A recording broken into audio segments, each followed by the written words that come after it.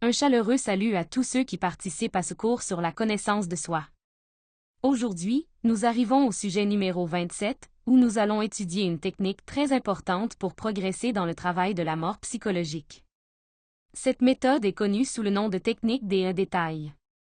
En pratiquant cette technique, nous pourrons dissoudre complètement n'importe quel moi psychologique. Et en l'appliquant, nous commencerons également à voir des résultats plus clairs dans le processus d'équilibrage de nos foyers d'énergie à travers la mort psychologique. Cet équilibre, à son tour, nous permet d'atteindre la chasteté parfaite dans chacun de nos centres. Ce chapitre est ésotériquement intitulé « La mort ». Pourquoi? Parce qu'au moment où une personne commence à désintégrer ses défauts, elle commence à sortir du cercle dans lequel toute l'humanité est piégée. Elle commence à mourir pour l'ego, et en même temps, son côté spirituel commence à s'éveiller et à prendre vie. Les choses de l'ego ne l'attirent plus.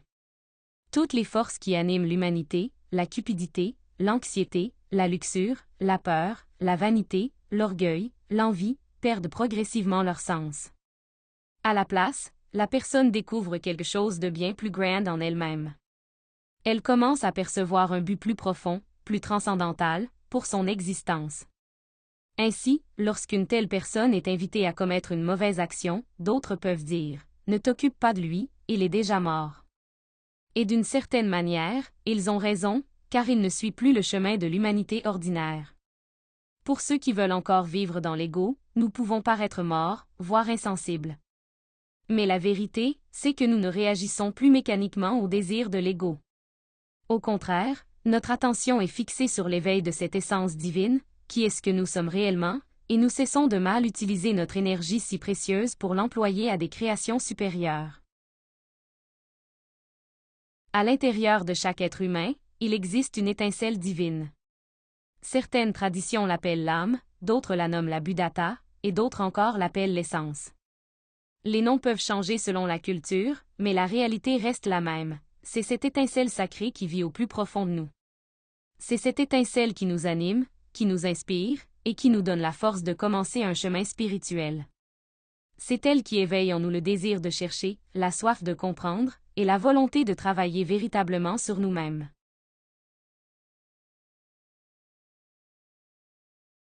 Mais cette essence, cette âme que nous portons en nous, est, pour le moment, prisonnière. Elle est enfermée dans tous nos défauts, dans tous ces moi psychologiques, qui ensemble forment ce qu'on appelle ésotériquement l'ego. Ces défauts sont précisément ce qui empêche l'essence de s'exprimer librement. Ce sont eux qui nous empêchent de penser, de ressentir et d'agir consciemment, car ils prennent le contrôle et la voix de la personne. Cependant, à mesure que nous commençons le travail de désintégration de ces défauts, quelque chose change. Peu à peu, cette essence divine grandit, se renforce, et commence à se manifester avec plus de clarté et de force. Et, dans ce processus, elle devient progressivement une véritable âme. Il existe encore une autre étincelle divine en nous, une autre partie de notre esprit, que nous appelons la divine mère. Tout comme chacun de nous possède un père intérieur, qui représente la sagesse de notre conscience, nous avons également tous notre propre mère intérieure. Sa mission sacrée est de désintégrer les défauts psychologiques que nous avons observés et compris. Elle accomplit cela à l'aide d'une lance qu'elle porte, symbole du pouvoir de notre énergie sexuelle.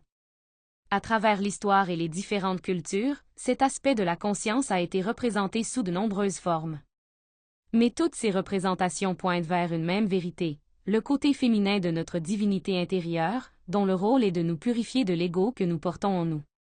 C'est pourquoi, chaque fois que nous remarquons même le plus petit détail de l'ego se manifester en nous, nous devons nous tourner vers l'intérieur et demander « Ma mère, élimine ce défaut.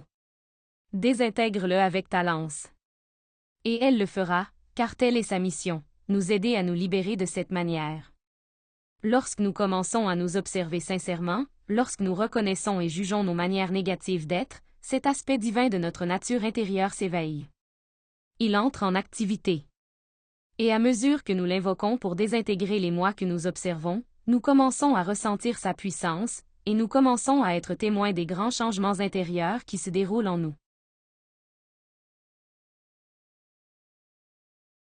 Voyons maintenant de plus près en quoi consiste réellement la technique des détails. Cette pratique va nous permettre d'affiner notre auto-observation et d'avancer plus rapidement et plus efficacement dans le processus de la mort psychologique. Pour comprendre comment cette technique fonctionne, nous pouvons comparer l'ego et sa manière de fonctionner à quelque chose de très familier, un arbre. Si nous observons la structure d'un arbre, nous remarquons quelque chose d'intéressant. Alors que l'arbre est maintenu debout par ses grosses racines principales, ce ne sont pas elles qui le nourrissent réellement. Leur but est différent. Elles ancrent l'arbre, soutiennent son poids et l'empêchent de tomber lorsque les vents soufflent. Celles qui nourrissent réellement l'arbre sont les petites racines, ces racines fines, presque comme des cheveux, qui se propagent dans le sol. Ce sont ces petites racines qui absorbent la sève et les nutriments qui maintiennent l'arbre en vie. Eh bien, c'est exactement ainsi que l'ego fonctionne en nous, et dans toute l'humanité. Nous pouvons comparer l'ego d'une personne à un grand arbre. Les grosses racines qui le soutiennent représentent les défauts capitaux, la luxure, la cupidité, la colère, l'orgueil, l'envie, etc. C'est la structure principale de l'ego, souvent appelée les « têtes de la Légion » ou les « péchés capitaux ». Et, comme pour l'arbre, les petites racines représentent les détails, les manifestations subtiles et quotidiennes de l'ego en nous. Ces détails sont les innombrables petites manières par lesquelles nos défauts s'expriment instant après instant. Ils apparaissent dans nos émotions, dans ce que nous ressentons. Ils chuchotent dans notre mental, à travers les pensées qui surgissent sans cesse. Ils se manifestent dans les réactions mécaniques du corps, dans les mots que nous prononçons et dans la façon dont nous agissons. Souvent, ces manifestations paraissent insignifiantes, tellement subtiles que nous ne les reconnaissons même pas comme des défauts. Mais si nous observons attentivement, nous voyons que ces petits détails sont ceux qui nourrissent et soutiennent les grands défauts. L'ego se nourrit d'eux. Et nous ne réalisons pas combien d'énergie nous est volée par ces expressions constantes. Par exemple, le sarcasme peut sembler anodin.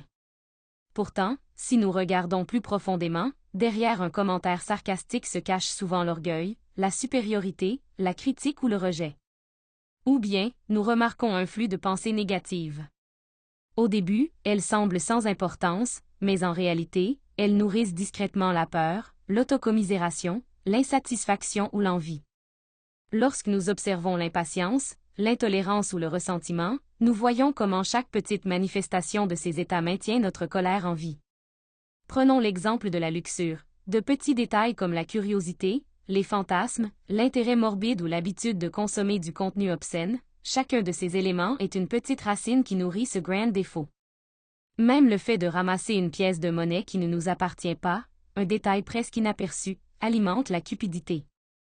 Nous commençons ainsi à voir que chacun de nos défauts est continuellement nourri par d'innombrables petits détails. Et tout cela ensemble soutient le grand arbre de l'ego.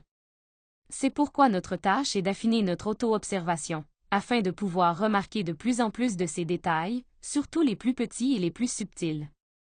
Car en les observant et en travaillant sur eux, nous acquérons le pouvoir de désintégrer toute façon négative d'être en nous. Et parfois, ces détails sont encore plus trompeurs. Ils se déguisent comme s'ils étaient la conscience elle-même. Ils apparaissent comme de bonnes intentions, ou comme quelque chose d'acceptable. Mais lorsque nous les examinons de près, nous réalisons qu'il s'agit encore de défauts, simplement filtrés à travers la personnalité, l'image que nous voulons que les autres voient, ou les concepts que nous avons absorbés de l'extérieur. Ils ne viennent pas d'une véritable compréhension dans notre conscience.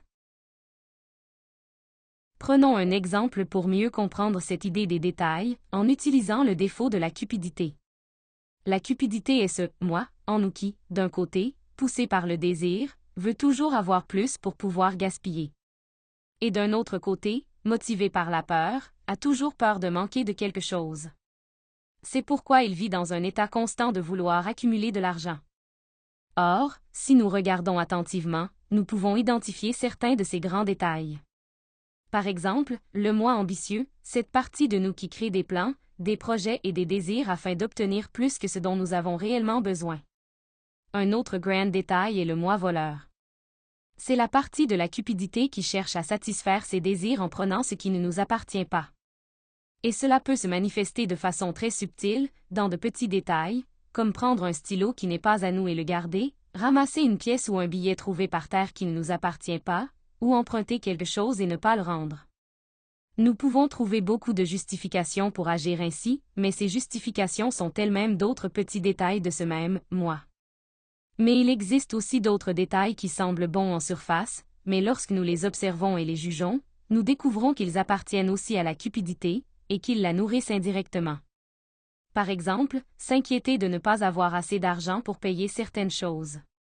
Nous pouvons croire que cette inquiétude est conscience, qu'elle est responsabilité, mais en réalité, ce ne sont que des concepts de la personnalité. Et ils cachent une série de petits détails, comme la plainte, la frustration, la peur, la comparaison, l'anxiété, la victimisation, le manque d'acceptation, l'importance exagérée donnée à l'argent et aux choses matérielles, le manque de confiance en notre être intérieur comme véritable pourvoyeur de toutes choses, ou encore le sentiment d'autosuffisance. Et nous ne voyons pas que chacun de ces détails nous vole en silence d'énormes quantités d'énergie. Pire encore, ils nourrissent indirectement ce moi cupide, qui reste obsédé par les choses matérielles. Et à cause de cela, ils nous laissent sans courage, sans temps ni énergie pour nous consacrer au véritable travail, l'éveil de notre conscience. Ainsi, de la même manière, nous pouvons découvrir d'innombrables détails derrière chaque défaut. La clé est d'élargir notre auto-observation, de découvrir attentivement tous les détails du défaut psychologique qui se manifeste en nous à chaque instant, puis de demander à notre divine mère d'éliminer chacun d'eux. Rappelons-nous, en nous, il existe de nombreux défauts psychologiques, et ce sont ces défauts qui ont emprisonné notre conscience. C'est pourquoi nous devons commencer à nous observer attentivement, afin de découvrir les milliers et milliers de détails qui composent ces défauts, les mêmes détails qui nourrissent le tronc de l'ego. Cela signifie devenir conscient de notre mental à tout moment, observer chaque pensée qui surgit. Cela signifie aussi devenir conscient de notre cœur, en observant chaque émotion qui se manifeste en nous, instant après instant. Et cela implique également d'observer notre centre sexuel, qui est étroitement lié à nos instincts et à nos activités motrices. Dans tous ces domaines, nous pouvons trouver les petits et les grands détails de l'ego, et, avec l'aide de notre divine mère, nous pouvons les éliminer. En réalité, ce que nous faisons, c'est couper l'alimentation de cet arbre, retirer les petites racines qui le maintiennent en vie. Ces racines sont les détails négatifs, les pensées nuisibles, la haine que nous pouvons ressentir, l'envie que nous portons envers les autres, l'ambition, les mensonges, les paroles prononcées avec orgueil. Tous ces détails soutiennent l'ego. Ainsi, si nous sommes sérieux dans notre travail intérieur, nous devons commencer à les désintégrer. De cette manière, l'arbre de l'ego commencera à perdre sa nourriture. Il cessera de croître et finira par se dessécher. Et pendant que cela se produit, un autre arbre fleurira en nous, l'arbre intérieur de la conscience, qui représente la sagesse de notre être. Cet arbre commencera à se développer, à grandir et à prendre de la force en nous. À travers ce travail de mort de l'ego, nous acquérons ce qu'on appelle la chasteté scientifique. Il s'agit de la purification de notre énergie sexuelle, obtenue en apportant l'équilibre à nos centres, en pratiquant le bon ressenti, la bonne parole, la bonne pensée et la bonne action. Lorsque nous atteignons cet équilibre, notre énergie sexuelle devient pure. Et avec cette pureté, lorsque nous pratiquons la suprasexe avec notre partenaire, le feu sacré de la Kundalini peut s'enflammer à l'intérieur de la colonne vertébrale. C'est ce qui nous permet d'entrer sur le chemin de l'initiation et de commencer la création de nos corps internes. En même temps, la mort de l'ego ouvre également la porte à l'amour pour l'humanité. Car pour aimer véritablement les autres, nous devons commencer par nous aimer nous-mêmes, non pas de manière égotique, mais en aimant notre conscience, en la valorisant, et en démontrant cet amour à travers le travail que nous faisons pour la libérer et l'éveiller. Et lorsque nous faisons cela, nous sommes récompensés par la sagesse. Une sagesse qui nous permet de servir, de guider et d'aider les autres de manière toujours plus efficace. Ce que nous enseignons ici n'est pas destiné à rester théorique. C'est quelque chose qui doit être vécu, quelque chose qui doit être pratiqué. Où que vous alliez, que ce soit au travail, à la maison ou dans n'importe quelle activité, prêtez attention à votre mental, à votre cœur et à votre sexe. Ce sont les trois principaux canaux par lesquels chaque défaut se manifeste. Et lorsque vous remarquez qu'un défaut s'exprime dans l'un de ces centres, à cet instant même, faites la demande à la Divine Mère de le désintégrer. C'est la clé. Nous espérons sincèrement que la conférence d'aujourd'hui a été claire et qu'elle vous inspire à pratiquer cette technique puissante. Si vous l'appliquez, vous commencerez à constater des changements profonds en vous-même et dans votre vie. Et souvenez-vous, vous êtes toujours les bienvenus pour partager toutes les questions qui pourraient surgir. Dans notre prochaine conférence, nous aborderons un sujet très intéressant, la force du Christ. Nous explorerons ce qu'est réellement cette force bien connue, la même force que de nombreux maîtres à travers l'histoire ont incarnée. Nous apprendrons ce que signifie le Christ universel et le Christ individuel, et nous verrons comment la possibilité d'incarner cet état de conscience existe en chacun de nous. Vous êtes donc chaleureusement invités à nous rejoindre. À la prochaine fois!